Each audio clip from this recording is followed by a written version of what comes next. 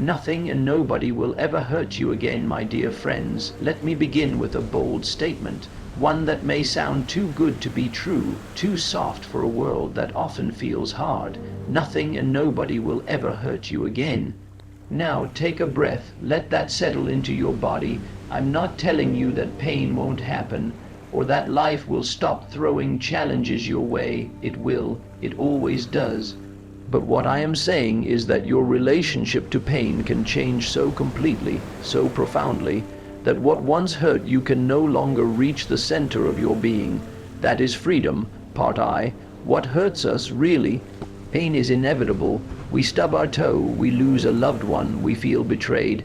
Life moves like waves, ups and downs, sometimes gentle, sometimes crashing.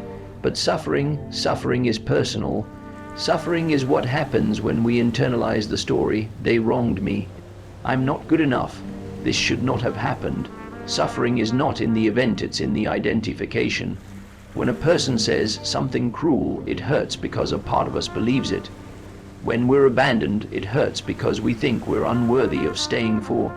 So the real pain comes not from the world, but from the meanings we attach to what happens. Part Roman 2. The shift, inner safety. So how do we reach a place where nothing and nobody can hurt us again?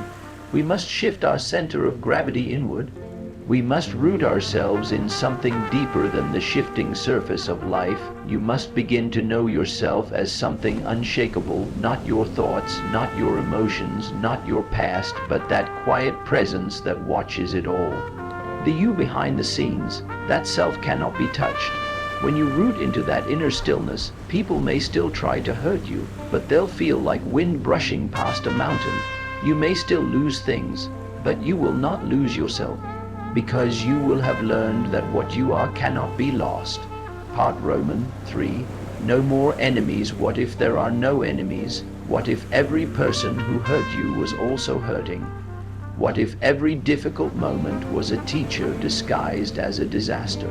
To truly be free is to forgive, not because they deserved it, but because you deserve peace. Forgiveness doesn't mean you agree with what happened. It means you refuse to carry the poison any longer. When you forgive, you set down the blade you've been holding against your own heart.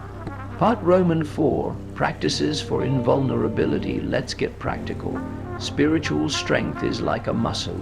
You build it through daily movement. Here are 3 simple practices. The observer practice each morning. Sit in silence for 5 minutes. Watch your thoughts. Don't judge, just witness. Remind yourself, I am not my thoughts. I am the one watching. The inner child check-in when something hurts. Pause and ask, what part of me feels unloved right now? Speak to that part with kindness. Be the parent your pain never had, the shield of compassion before entering your day. Silently bless everyone you meet, friend or foe. Say, may you be happy, may you be free. Compassion turns shields into bridges. Part V. The truth of it all here is the truth you must never forget. You are not broken, you are not a victim, you are not defined by what happened to you, you are free. And once you know that not just in your mind, but in your body, in your breath, in the way you walk through the world, then it is true, nothing and nobody will ever hurt you again. Not because the world stopped hurting, but because you stopped letting it define who you are. Closing silence, 10 seconds of stillness. Thank you for being here. Thank you for being brave, and above all, thank you for remembering who you are.